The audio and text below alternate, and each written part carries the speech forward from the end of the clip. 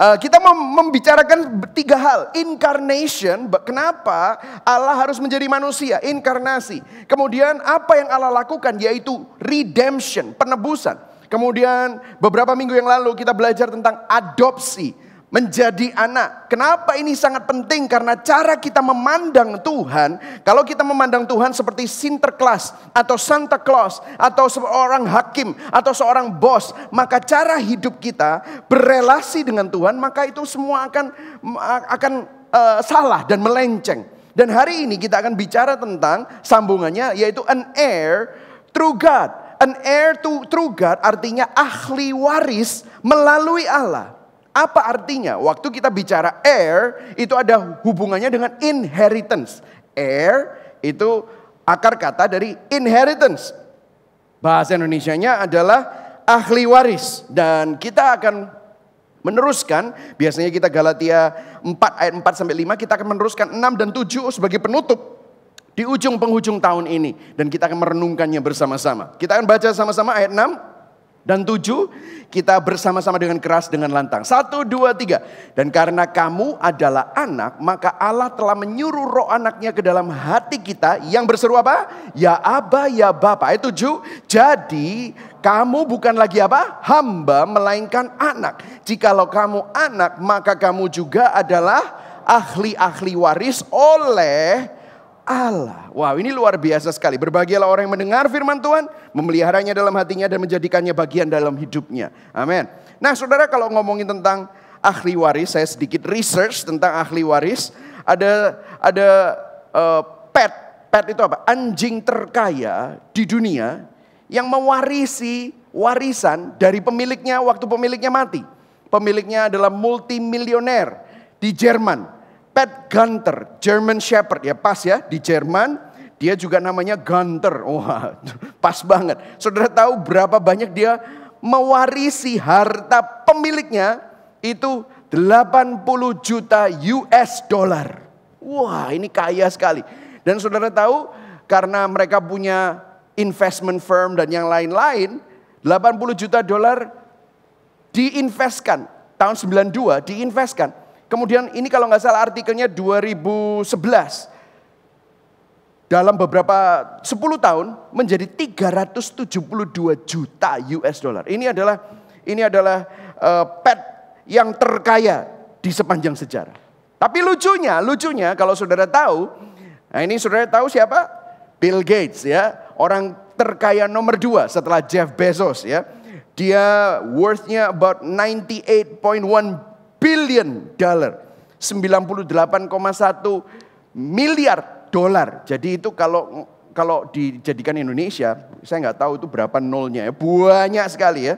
Nah, mewariskan dari sekarang sudah mewariskan kepada anak-anaknya itu cuman hanya 10 juta dolar. Mungkin Anda bilang, kok cuma hanya itu 10 juta dolar ya, akeh Pak gitu ya. Tetapi saudara bayangkan anaknya 3. Cuman anaknya berapa ini? Ya 3 dapat 10 juta dolar US dollar untuk setiap anaknya. Berarti sisanya 90 billion dollar something itu sama dia didonasikan. Saudara bayangkan. Nah ini lucu ya, kebalikan ya. Satunya pet dapat semuanya, anaknya mereka berbicara bahwa saya nggak mau mempunyai anak-anak yang jadi spoiled brat. Spoiled brat itu artinya orang-orang anak-anak yang ini kok mati tiba-tiba. Oke. Spoiled brat itu berbicara tentang anak-anak yang manja ya saudara. Nah ini ngomongin tentang warisan. Ya ini ngomongin warisan, hanya selingan saja. Nah tetapi kalau kita ngomongin tentang ayat 6 dan 7. Ada 3 unsur di ayat tersebut. Dikatakan apa? Dan karena kamu adalah apa saudara? Anak. Katakan sama-sama, saya adalah anak. Kalau Anda semua ada di dalam Kristus, Anda itu bukan lagi slave, budak. Anda adalah anak. Itu artinya berbicara tentang identitas, identity. Ada sesuatu yang berubah. Dulu kamu orang berdosa, dulu kamu mati rohani, dulu kamu orang durhaka, dulu kamu musuh Allah. Tetapi sekarang kamu mempunyai identitas yang baru. Bukan hanya itu, yang kedua dikatakan yang berseru, ya Aba, ya Bapa. Saya pernah cerita bagaimana anak saya tidak pernah bicara sama saya, Pastor Michael Christian, bolehkah saya pergi ke mall? Gitu, saudara. Bolehkah saya mendapatkan dan kau kabulkan? Tidak pernah ngomong kayak begitu. Pak, aku mau ke mall. Boleh pinjam kredit card nggak? Langsung ngomong gitu. Dia tahu kredit card saya yang mana, PIN-nya berapa, dia tahu. Kenapa? Karena punya akses. Kenapa? Karena saya bapaknya. Artinya bukan cuma hanya identitasnya, tetapi dia juga memiliki intimacy, identity and intimacy. Nah, the problem sama kita orang Kristen ya. Kita ini nggak sadar.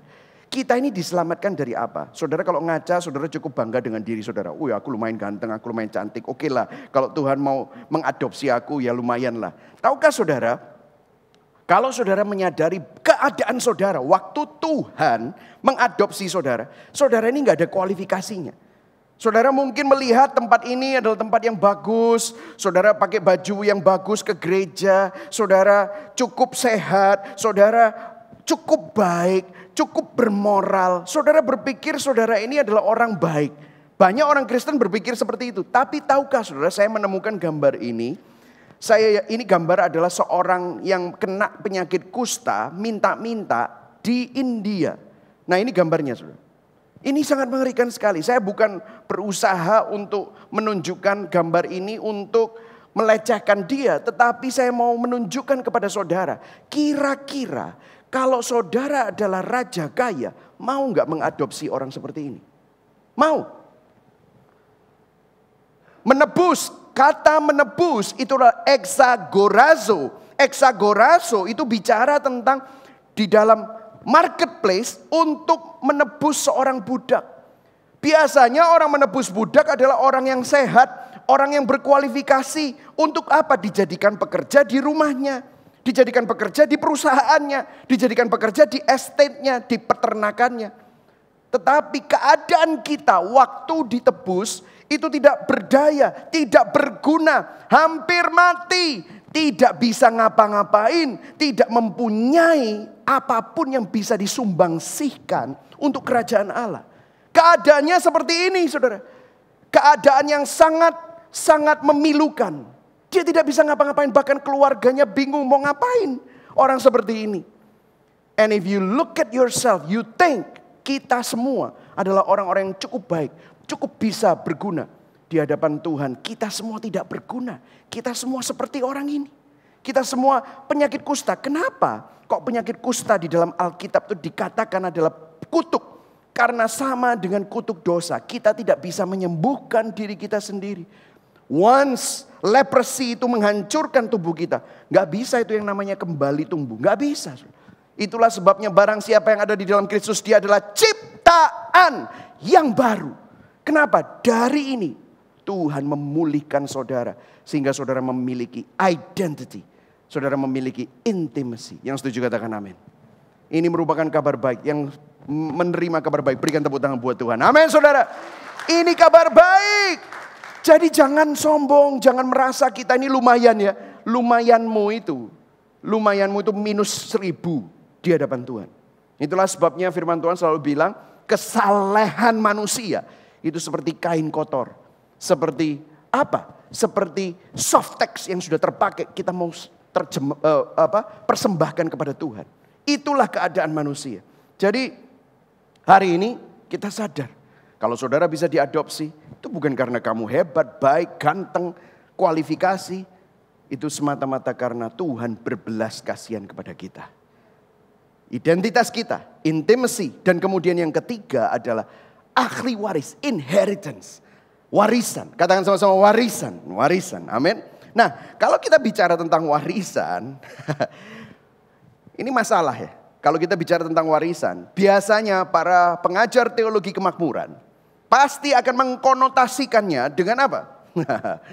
Wah, makmur, sehat, health, wealth, and prosperity. Kesehatan, kekayaan, dan kemakmuran. Tidak ada yang salah dengan itu. Apakah Tuhan tidak bisa memberkati saudara secara materi? Of course bisa. Apalagi kalau kita baca firman seperti ini kan, Roma 8 ayat 32. Ia yang tidak menyayangkan anaknya sendiri, Tetapi yang menyerahkannya bagi kita semua, bagaimanakah mungkin ia tidak mengaruniakan apa, saudara?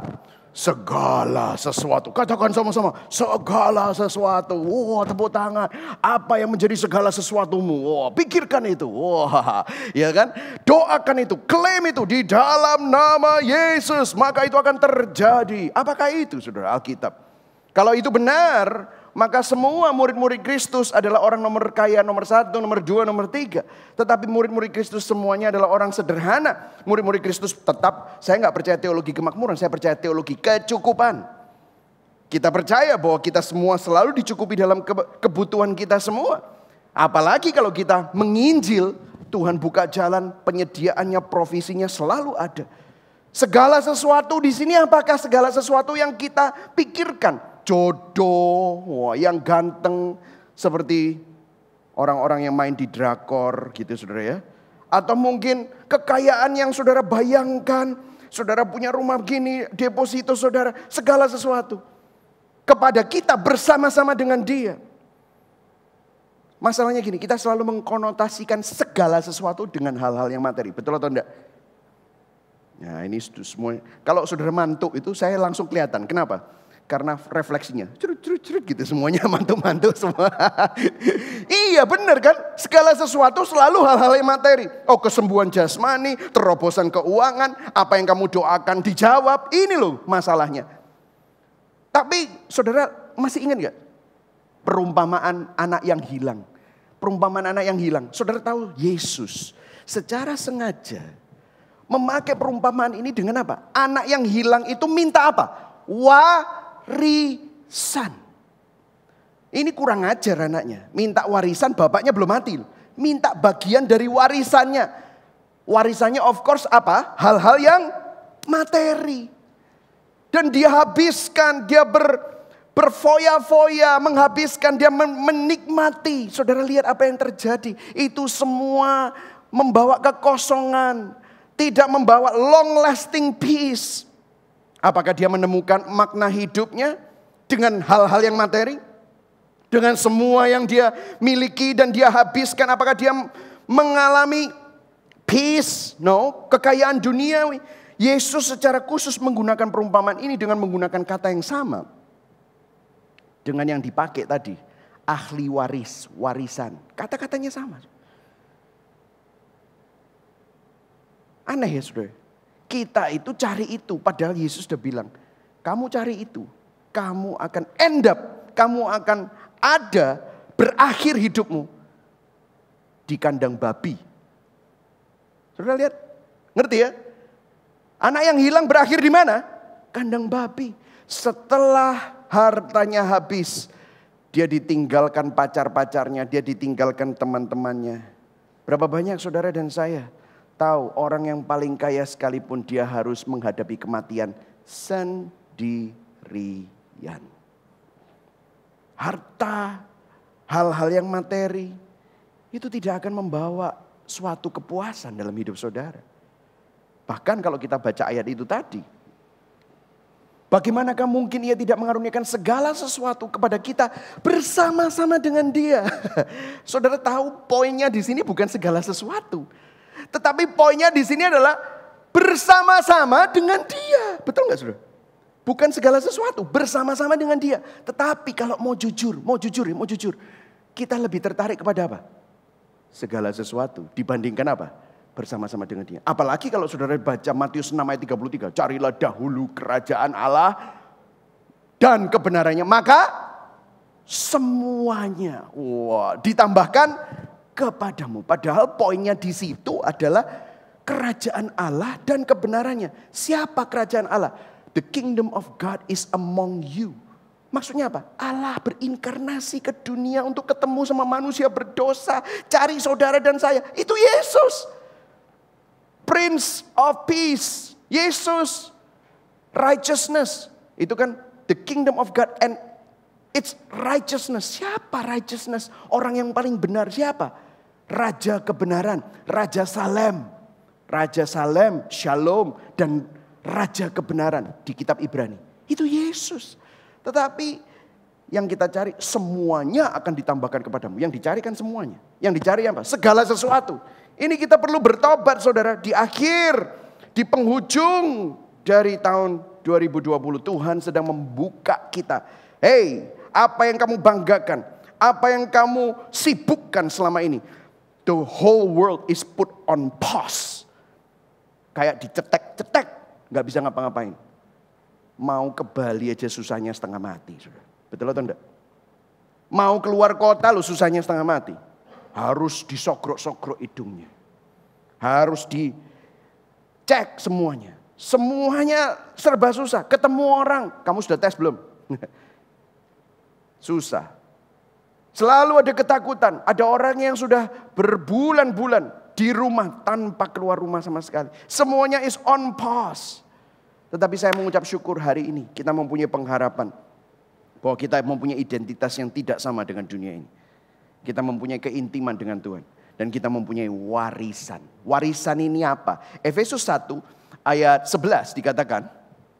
Memang Allah mengatur segala sesuatu. Yang setuju bahwa Allah mengatur segala sesuatu. Katakan amin. Amin. Dia adalah Allah yang berdaulat. Setuju saudara?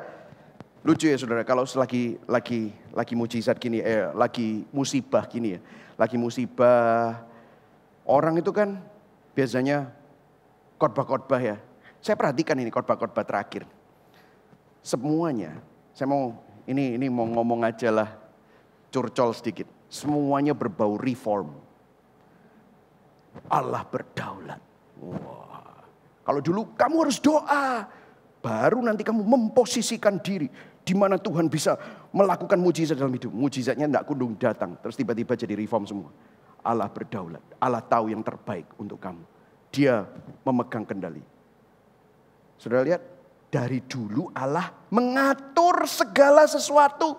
Termasuk mujizat, termasuk musibah, termasuk semua kematian kita, sakit penyakit kita. Allah mengatur segala sesuatu sesuai dengan apa yang sudah ditentukan dan dikehendakinya.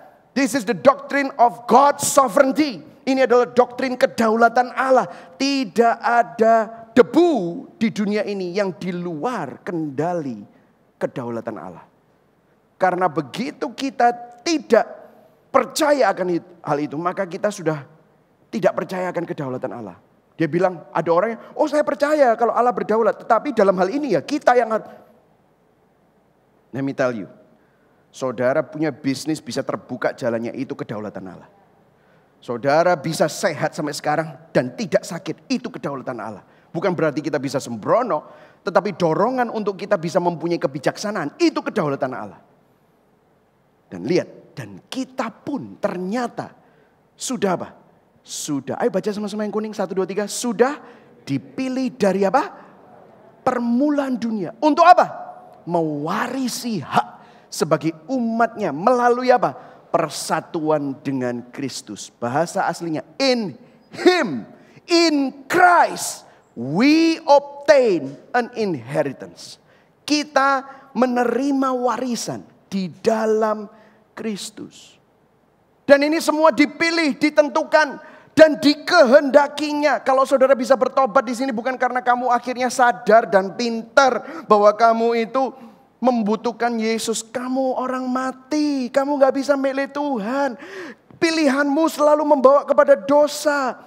Itu doktrin total depravity. Saudara gak mampu untuk mendekati Allah. Itulah sebabnya Allah yang mendekati manusia. Itulah sebabnya Allah yang lahir di palungan. Itulah Allah yang mulia masuk ke dalam sejarah manusia. Yang kekal masuk dalam kesementaraan. Supaya yang sementara ini bisa menerima kekekalan.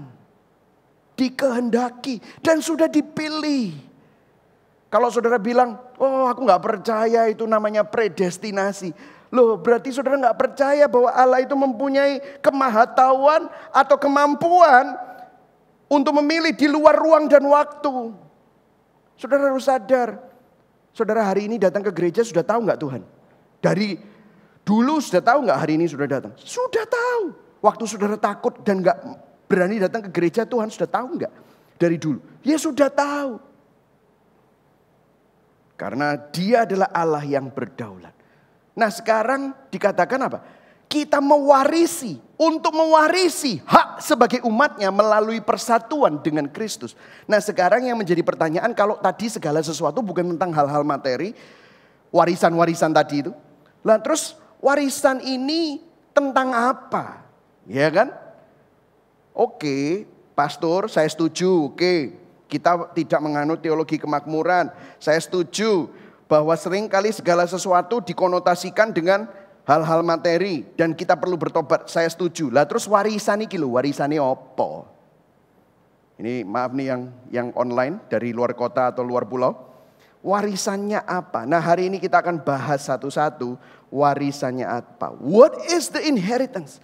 Sebenarnya di ayat tadi itu sudah tersirat.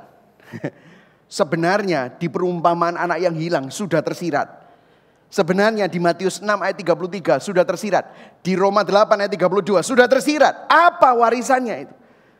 Di Mazmur banyak. Saya cuma pilih salah satu aja ya. Pilih salah satu aja. Lihat.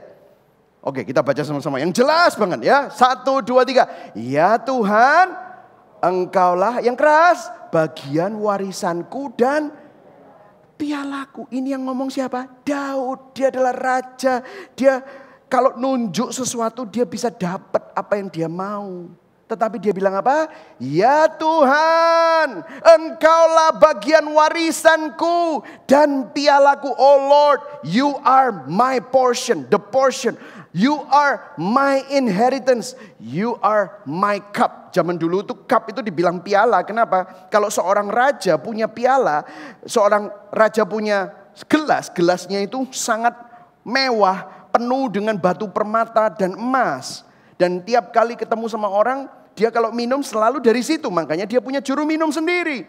Tetapi Daud bilang, my cup, ini bukan ini yang penuh dengan batu permata dan emas yang saya selalu dibawain juru minum. Ini semua bukan, tidak penting.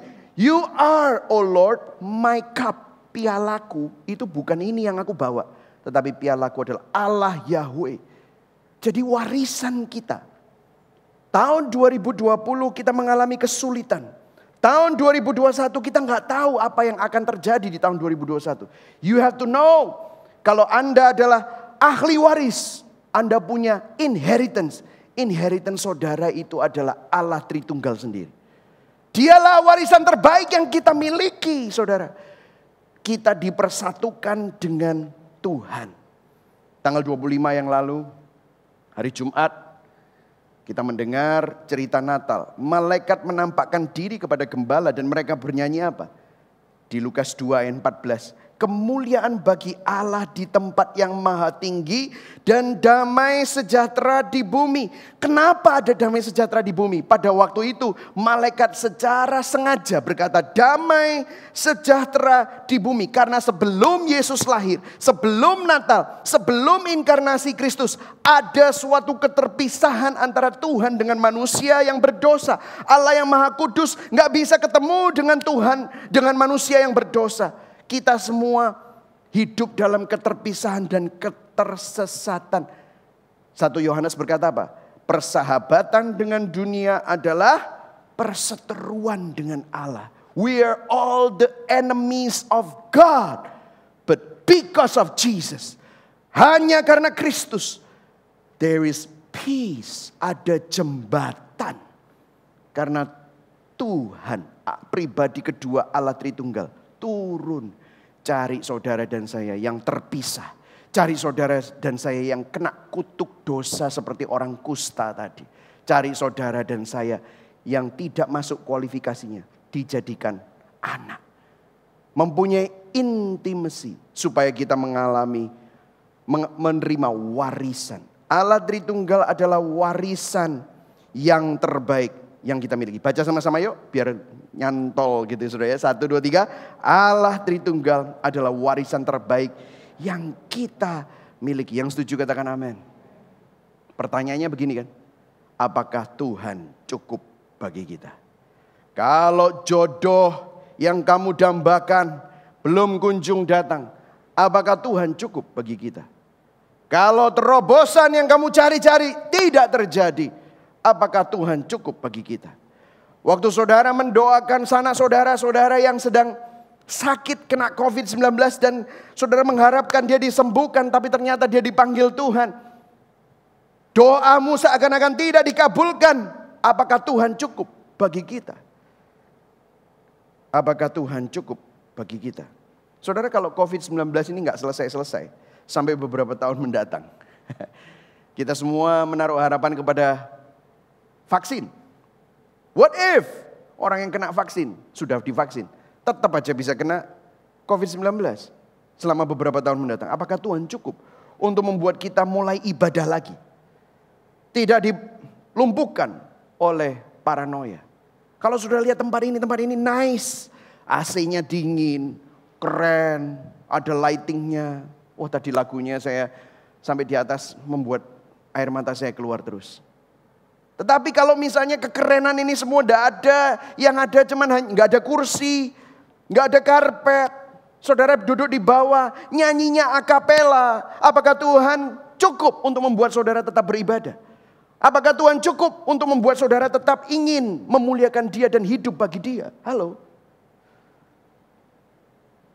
Kalau kita melihat apa yang Dia sudah lakukan buat kita, semestinya itu lebih dari cukup. Yang setuju katakan amin. Kalau kita sadar keadaan kita seperti orang yang saya tunjukkan tadi, seperti orang kusta, maka mestinya itu sudah cukup. Kalau saudara sadar bahwa kebaikannya begitu besar, makanya Paulus bilang, doa Paulus bilang gini, aku ingin supaya engkau memahami betapa panjangnya, betapa lebarnya, betapa tingginya, betapa dalamnya apa? Kasih. Kasih Tuhan buat kita semua. Tuhan cukup bagi kita.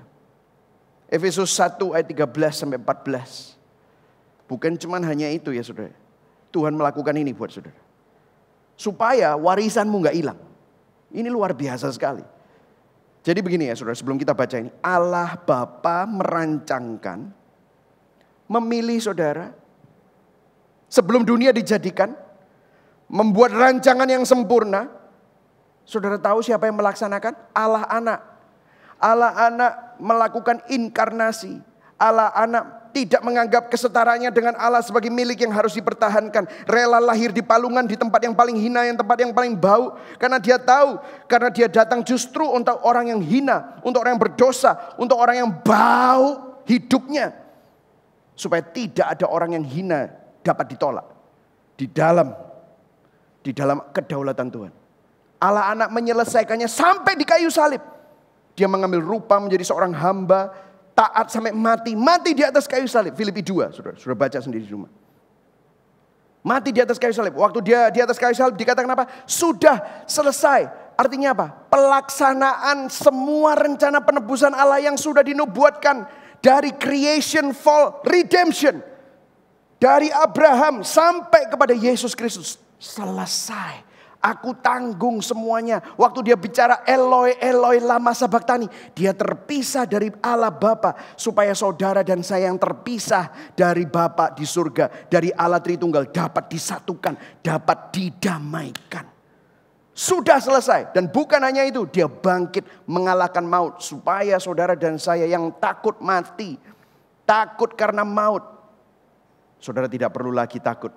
Makanya Rasul Paulus bisa berkata, maut di mana sengatmu? Wah, karena apa? Selama 1.500 tahun, 2.000 tahun, 4.000 tahun tanpa Yesus Kristus tidak ada harapan atas maut. Semua orang. Tetapi di situ saudara lihat, setelah Yesus, murid-murid Kristus tidak ada satupun yang takut mati. Banyak martir-martir. Bahkan disuruh menyangkal Yesus. Kok bisa orang disuruh menyangkal Yesus tidak takut mati? Kenapa? Ada Roh Kudus di dalam. Disinilah Roh Kudus dikirimkan melalui Pentakosta. Untuk apa? Mengaplikasikan apa yang Yesus selesaikan. Memastikan apa yang Yesus selesaikan di atas kayu salib melalui kuasa kematian dan kebangkitannya. Tidak akan gagal dalam hidup saudara dan saya. Inilah kabar baiknya. Kita baca sama-sama. 1, 2, 3. Di dalam Dia kamu juga ketika kamu percaya, ayo semuanya baca, dimeteraikan dengan Roh Kudus yang dijanjikannya itu. Ayat 14. Dan Roh Kudus itu adalah jaminan bagian kita. Bahasa Inggrisnya apa? The guarantee of our inheritance. Terus sampai kita memperoleh seluruhnya, yaitu penebusan yang menjadikan kita milik Allah untuk memuji kemuliaan Allah. Saudara, disinilah Allah Roh Kudus berkarya dalam hidupmu. Saudara, saya berdoa tahun 2020. Saudara mulai memikirkan ulang kan. Apa yang aku lakukan ini bermakna enggak ya? Karena saudara nggak bisa ngapa-ngapain. Saudara stres di rumah, saudara mulai berpikir ulang. Ibadahmu juga kamu pikirkan. Saudara tahu, tahun 2021 saya yakin di sini Allah Roh Kudus mau menata ulang hati kita dan mengubah kesukaan kita. Saya berdoa supaya saudara minta sama Tuhan. Tuhan, hidupku ini loh, sibuk sih sibuk ya. Tapi sibuknya itu sibuknya bermakna atau tidak sih? Saya berdoa supaya saudara sadar bahwa Allah Roh Kudus menata ulang hati kita dan mengubah kesukaan kita. Saudara tahu, metode untuk mengubah perilaku manusia tidak akan bisa berhasil kalau kesukaan orang tersebut tidak dirubah. Saya ulangi, metode untuk mengubah perilaku manusia tidak akan bisa berhasil. Misalnya orang mau ngerokok berhenti, orang minum berhenti, orang yang addicted to porn berhenti, orang yang addicted kecanduan judi untuk berhenti, nggak bisa. Kenapa? Karena dia memang suka itu. Mau dikasih macam-macam step untuk supaya dia berhenti, dikasih accountability partner, dikasih ini, dia nggak akan bisa berhenti. Kalau ada pun berhenti sebentar, habis itu jatuh lagi, betul atau enggak? Ya toh? Berapa banyak saudara susah untuk berhenti makanan yang gak sehat, dimakan terus. Terus saudara jadi mengubah perilakumu untuk makan sehat. Susah kan? Karena apa? Jeroan enak, gorengan enak. Betul saudara? Makanan yang lemak-lemak, yang samcan-samcan itu enak. Kita memang sukanya itu.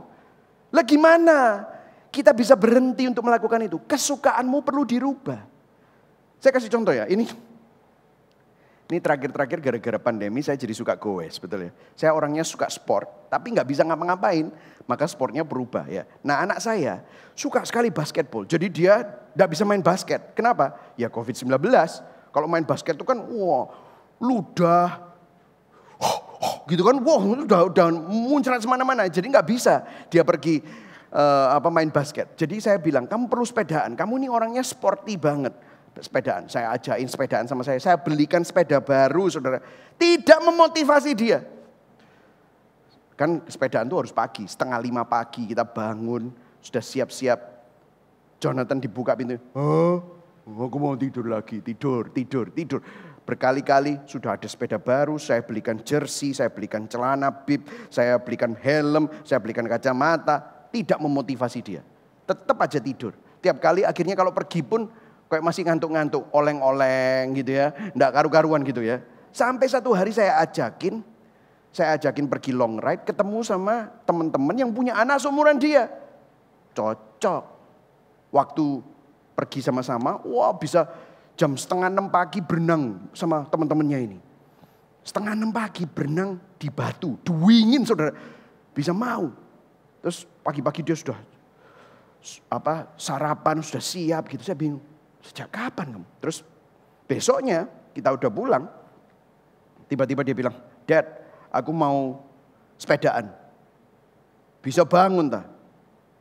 Ya, aku besok mau sepedaan sama teman-teman. Saudara tahu 4:30 pagi sudah berpakaian lengkap, pakai helm, pakai kacamata, sudah siap. Saudara lihat, apa yang mengubah dia? Kesukaannya. Karena dia menemukan teman. Kesukaannya dirubah. Saudara, ini hanya simple, of course. Kalau ngomongin tentang prioritas, ada yang bilang, waduh habis ini pasti gereja sepi. Kenapa? Semuanya goes hari Minggu. Saya bilang, kalau saya, sorry, Minggu gak bisa. Minggu pasti saya akan ada di sini.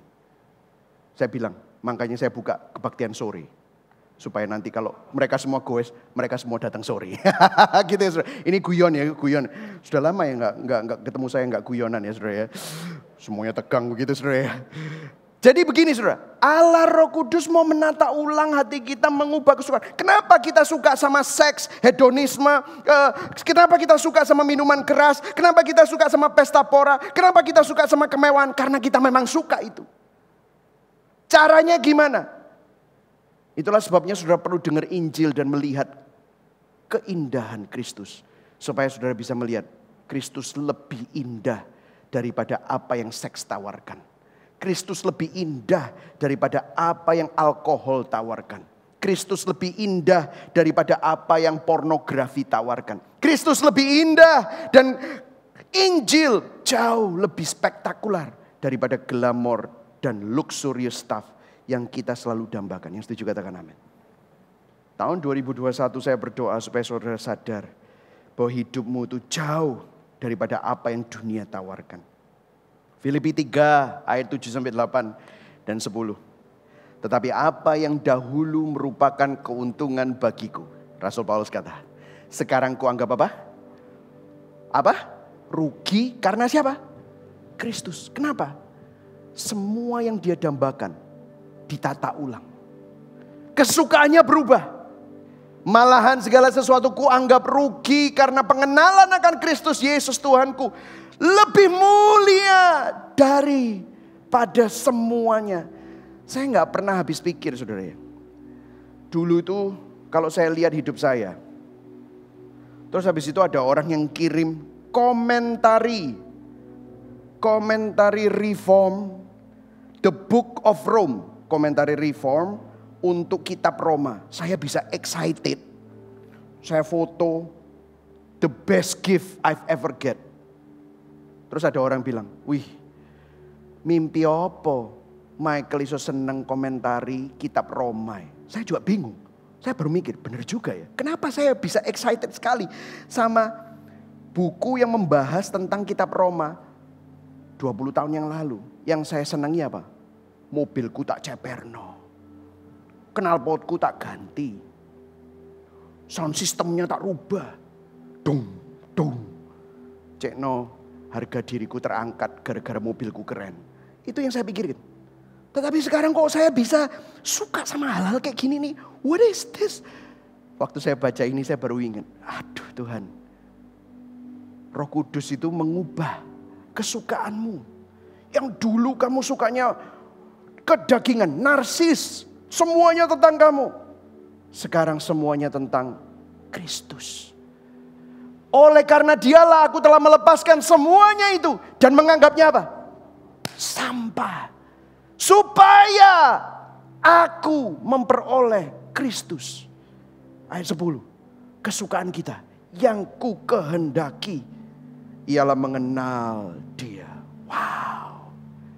Saudara, di akhir zaman akan ada sebuah pemurnian. Kesukaanmu akan dirubah. Jangan kaget.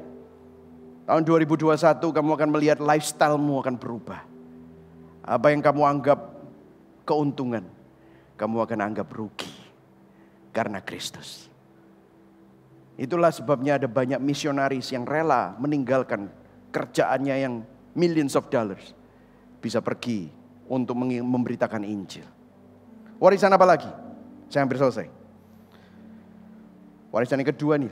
1 Petrus 1 ayat 3. Diberkatilah Allah dan Bapa Tuhan kita Yesus Kristus. Dia yang sesuai dengan rahmat-Nya yang besar telah melahirkan kita kembali ke dalam pengharapan yang hidup. The hope has come.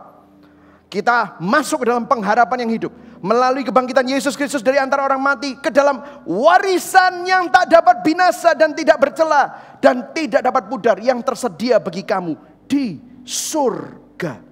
Saudara tahu tadi katekismusnya membuat saya mempunyai suatu kemantapan menghadapi tahun 2021. Apa yang dunia tidak bisa prediksi, saya tahu. Karena memang dunia sedang menuju kepada kebinasaan. Dunia tidak makin baik, tetapi kita mempunyai keselamatan hidup yang kekal di surga. Yang setuju katakan amin. 2 Korintus 4 ayat 16-18 katakan, sebab itu kami tidak tawar hati. Tetapi meskipun manusia lahiriah kami semakin merosot. Saudara, stop dulu di sini ya. Kita semua semakin tua. Kita semua sehebat-hebatnya saya mempertahankan kesehatan saya dengan berusaha olahraga. Saya tidak akan bisa melawan gravitasi. Saya tidak bisa melawan bahwa saya sudah umur lebih dari 40, saudara. Sama anak saya yang baru belajar sepeda. Wih, ini anak kuat sekali ya. Aku sudah sepedaan udah lama gak kuat dibandingkan sama dia. Kenapa? Merosot. Namun, lihat ini. Manusia batiniah kami dibaharui dari sehari ke sehari. Sebab penderitaan ringan yang sekarang ini mengerjakan bagi kami apa? Kemuliaan kekal yang melebihi segala-galanya, jauh lebih besar daripada penderitaan kami. Segala sesuatu yang Tuhan katakan tadi, carilah dahulu kerajaan Allah dan kebenarannya, maka segala sesuatu ditambahkan kepadamu. Itu enggak cuma hanya hal-hal yang jasmani, tetapi ini loh, manusia batiniah kita dibaharui. Kemuliaan kekal ini melebihi dari segala, jauh lebih besar daripada semua penderitaan yang kita hadapi gara-gara COVID-19, penderitaan keluarga, masalah rumah tangga, sakit penyakit, masalah ekonomi. Ayat 18, lihat. Kita baca sama-sama. 1, 2, 3. Sebab kami tidak memperhatikan yang kelihatan, melainkan yang tidak kelihatan. Karena apa? Yang kelihatan adalah, sedangkan yang tak kelihatan adalah kekal. Keselamatan, hidup yang kekal di surga, saudara. Wow. Saudara tahu, waktu kita memahami warisan kekal kita di dalam Kristus, kita mampu untuk terus bertekun di dalam iman. Yang setuju katakan amin. Saudara mungkin menderita saat ini. Saudara mungkin gak punya duit saat ini. Saudara mungkin sakit saat ini. Tapi saudara tahu, satu hari aku akan memiliki kebangkitan tubuh. Tubuh kebangkitan. Di langit baru, bumi baru. Semua yang fana ini akan berlalu. Mobilmu, karatan. Semua yang kamu miliki akan masuk ke dalam tempat sampah. Masuk rombeng. Saudara tahu semua iPhone saudara, semuanya iPhone 12 sampai ngantri-ngantri ya. Itu semuanya masuk yang namanya rombeng. Tetapi manusia yang semakin merosot ini dibaharui dari hari ke sehari. Waktu saudara tahu warisan saudara, waktu saudara tahu kekekalan yang saudara miliki, saudara akan terus. Aku tidak punya itu, tidak apa-apa. Tidak mendefinisikan siapa aku. Karena aku di dalam Kristus. Yang setuju katakan amin. Yang setuju berikan tepuk tangan buat Tuhan. Amin saudara. Lebih meriah lagi karena itu yang Tuhan berikan buat saudara. Tak ajari. Abraham bilang gini. Abraham loh. Abraham ini orang kaya. Tapi lihat. Dengan beriman. Abraham tinggal sebagai apa? Orang asing di negeri yang dijanjikan Allah kepadanya itu. Dia sudah dikasih tanah perjanjian. Tapi dia hidup seperti orang asing. Abraham tinggal di situ di dalam kemah. Saudara, rumah saudara yang tidak tahu sederhana. Atau gedek. Atau bata biasa. Atau granit. Dan marmer. Itu semua kemah.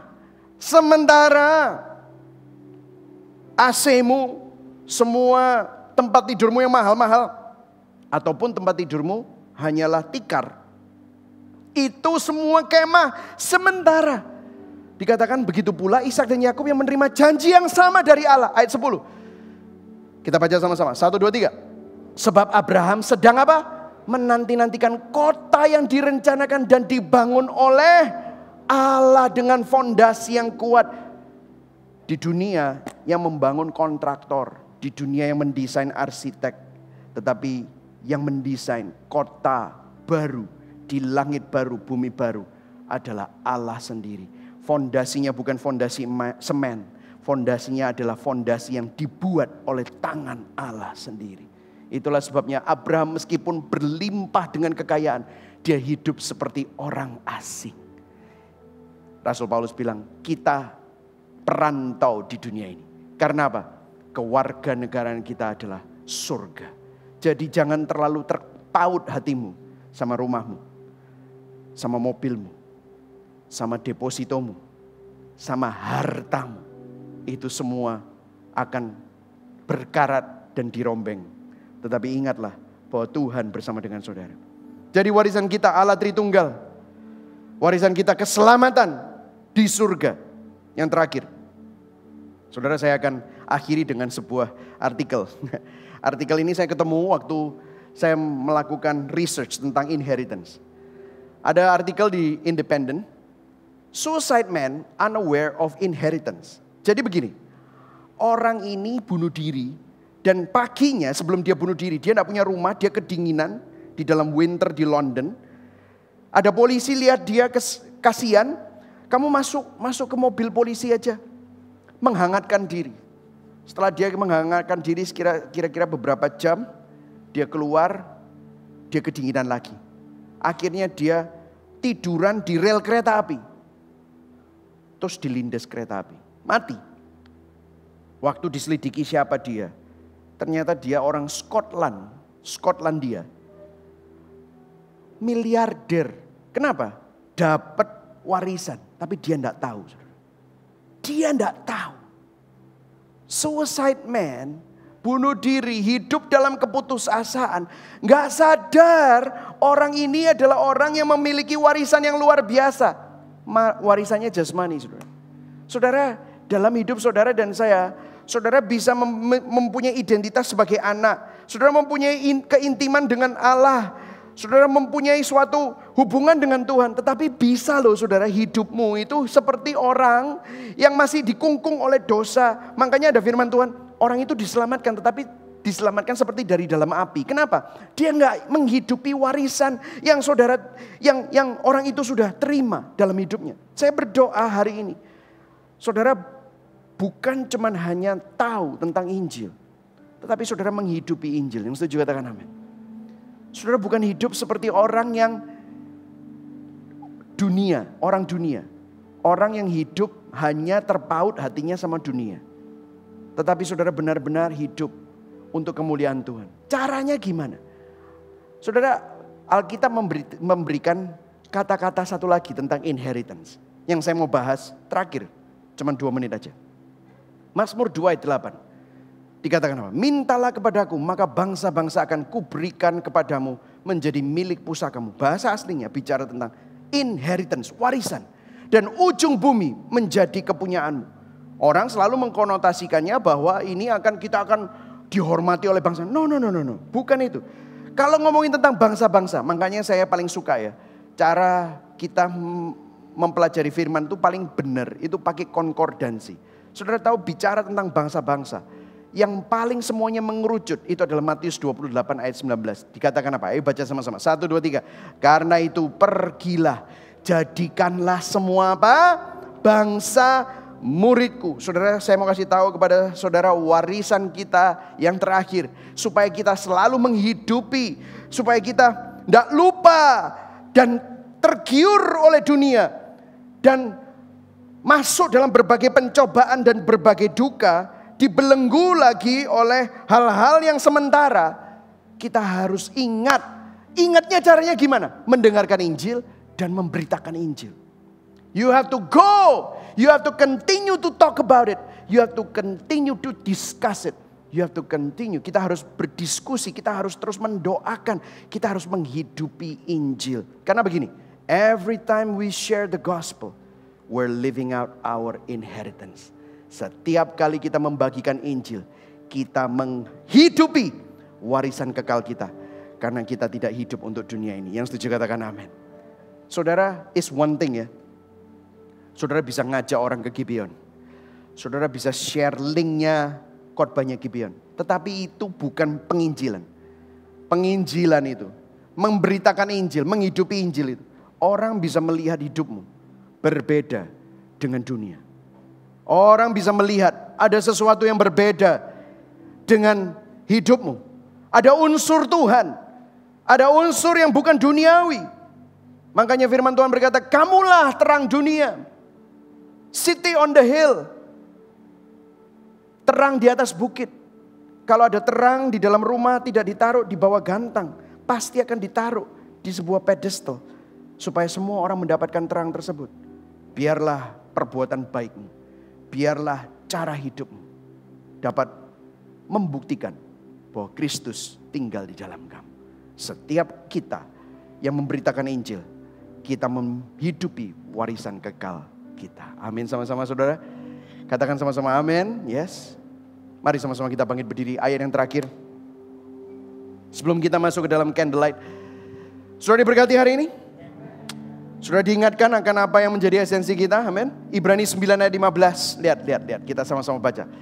1, 2, 3. Untuk alasan inilah Kristus menjadi pengantara dari perjanjian yang baru. Supaya apa? Mereka yang telah dipanggil Allah boleh menerima warisan kekal yang telah dijanjikannya. Stop dulu. Katakan sama-sama, saya dipanggil oleh Allah. Saudara menerima warisan itu. Amin saudara. Saya menerima warisan kekal itu. Amin. Lihat. Sebab sebuah kematian telah terjadi untuk menebus apa? Mereka dari pelanggaran-pelanggaran yang mereka lakukan di bawah perjanjian yang pertama. Kita tidak lagi hidup di bawah hukum Taurat. Kita hidup di bawah kasih karunia Tuhan. Kita semua menerima warisan yang kekal. Kalau saudara mau meresponi firman Tuhan, saudara bisa angkat tangan. Saya mau berdoa buat saudara.